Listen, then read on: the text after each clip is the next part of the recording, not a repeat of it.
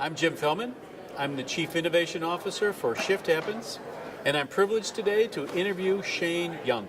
Shane, tell us a little bit about yourself and your company. Thank you so much. So I'm the president of Competitive Solutions. We're a business transformation firm headquartered in Raleigh, North Carolina, office in Atlanta as well. We've been doing this since 1991, and we really have three core capabilities. We're known in the market for our methodology called process-based leadership, which is really a transformation system around driving greater clarity, connectivity, and consistency within an organization. Our second business platform is our Leadership GPS program, which is executive coaching, executive leadership development. And then we have a BI tool called Yount, which most of our clients run for their metrics and their performance management system. Wow. And what type of clients do you typically work with? Typically, it's traditional manufacturing. In the last 10 years or so, we've done a lot of work in biotech, as well as in the federal government. That's an easy one. Yeah. So as you look at, let's just say, the competitive environment that's out there, what would be the bigger issues that you face as a business owner? Well, I think the challenge, candidly, for any organization, as we talk about transformation, is how do we keep it simple, right? Because you come to events, and even this event, right? A lot of smart people. And I think often we take simple concepts and we like to make them smart, right? And in the process of making them smart, we make them unsustainable. And so what we try to do, and I think the compelling need for most companies is how do you keep it simple? How do you keep it sustainable? And at the end of the day, how do you build a culture where you've got good clarity of communication? So we've got a rhythm and a cadence of information that connects to people, where you build a culture where people can answer a simple question. Are you winning or losing? You know, you would think with all the data that we talk about, that could be an easy question to answer. Candidly, it's not, right? We've overwhelmed the organization with data. And so trying to keep it simple so people can know when they leave at the end of their day or the end of their shift, did we win or lose? And then lastly, I think the compelling need of many organizations is how do you build a consistent way of work? One not predicated on what personality is there that day, but really a process that's going to be consistent yesterday, today, and tomorrow.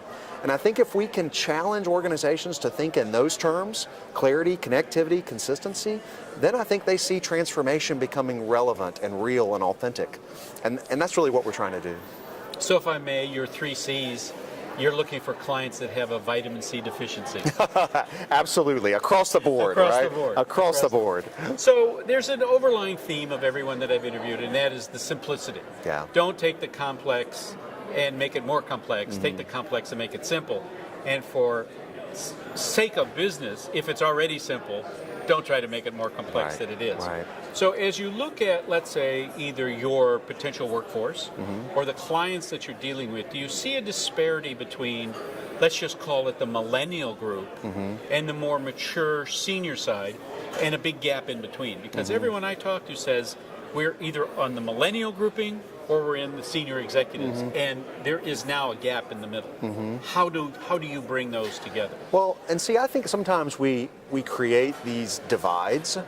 And I think if you look at engagement surveys that many of the HR partners do in our firms, and you read between the lines of what a millennial's saying, a boomer's saying, a Gen X is saying, they want to come to work and have purpose, right? Now, how I define that purpose and how that purpose looks and feels, I think is different based on the generation. But they want to come to work and have purpose, and that purpose to us, again, I'll come back to my 3 C's, right? That purpose, I should be able to articulate that purpose and feel connected to that purpose. I should be able to have communication systems where we're talking about that purpose. I should be able to connect the organization in such a way that when they leave work, and again, I'll come back to my comment, that they know if they move the business forward or not. I think that spans generations. In fact, I would argue to some degree we're using the different generations in a way that's not cohesively moving the business forward from an appreciation standpoint, and we need to take a step back and say at the end of the day, people want to come to work and know that they had purpose, they move the business forward, and if we can frame our transformation conversations in that way, I don't think the generations matter. So you're saying in some cases they're using that as an excuse? I believe so, I think right? that's very valid. Yeah. That's very valid. So if we try to do a synopsis of what has happened in the last 2 years, whether it's the Me Too movement, whether it's the politics, whether it's these random shootings, all these terrible things that are going on, and the uncertainty, and yet we're having the lowest unemployment, we're having all these pluses. Where do you see the next 2 years, and how are you trying to focus on that with your clients? Yeah, it's a great question. You think about, and I would say it's not just a 2-year evolution. You just look at the evolution of industry, right? And I think it's evolved from very well-intentioned, let's get everybody to feel good about themselves, their team, their leader, and their company. And I see a movement toward, we've got to give that organization less of a focus on let's get everybody to feel good, because I think companies are seeing that can create an entitlement mentality, and let's move our organization to a place where people have demonstrative behaviors that are moving the business forward, right? So it's not about how you feel, it's about what you do, right? And I think if we can begin to make the next 2 years really aligning and linking people to systems and processes where they see in the act of doing, I feel engaged, and if I feel engaged, I feel good about my future, my boss, my company. It's reversing the paradigm that I think we often hear at these events. If we get everybody to feel good, they'll be productive. I believe if you get everybody to feel like they're moving the business forward and there's demonstrative acts and systems behind that, those feelings of prosperity and connectivity and optimism are going to happen. We always tell our clients what you can measure gets done.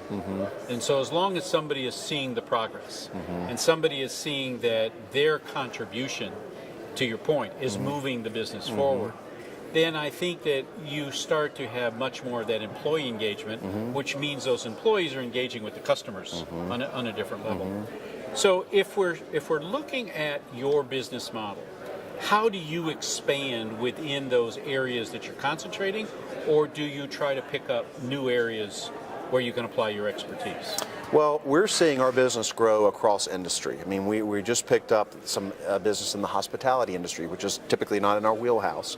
We picked up some banking business here recently. And I attribute that to, because one of the questions we always get asked is, have you worked in this industry? Well, I may not have worked in that industry, but people are people. And candidly, I believe it's, regardless of the industry you're in, people desire that clarity, connectivity, and consistency. So from a scalability standpoint, I'm not at all worried about the future of my organization, because the desires that folks have within each organization, to me, come down to the same things, right? And we've seen that proven out over the years. That's a great way to look at it, because as we all know, there is an uncertainty, but that uncertainty has always existed. Always. It doesn't matter what year you look at it, it was there. So if you were trying to put on your crystal ball and you were saying to our audience, here's the light bulb or golden nugget I'd like to share with you, what would that be? I think it comes down to what type of leader are you? Are you a 3P leader, which is proximity, persuasion, and position? Because candidly, there's a lot of folks at this conference that have some miles on them, me included, right? We're not millennials. And we grew up in a model where, as leaders, we drove performance by using our physical proximity, our powers of persuasion, and our positional authority. And unfortunately, that 3P leader is not compatible with the cultural elements of clarity, connectivity, and consistency. They can't exist together, right?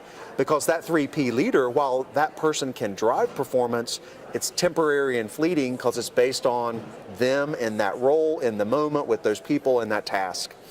And so I think we've got to challenge leaders to ask themselves, do I have window dressing that makes me feel good, but at the end of the day, I'm still driving performance predicated on those 3Ps, or have I built the systems that will create a leadership legacy that will drive that organization to greater clarity, connectivity, and consistency? I think that's so well articulated and so concise in nature. I don't know how we're going to do any better than that. So I'm going to wrap it up. Hey, and thank you so much. very Absolutely. much. This is Jim. Thanks for listening.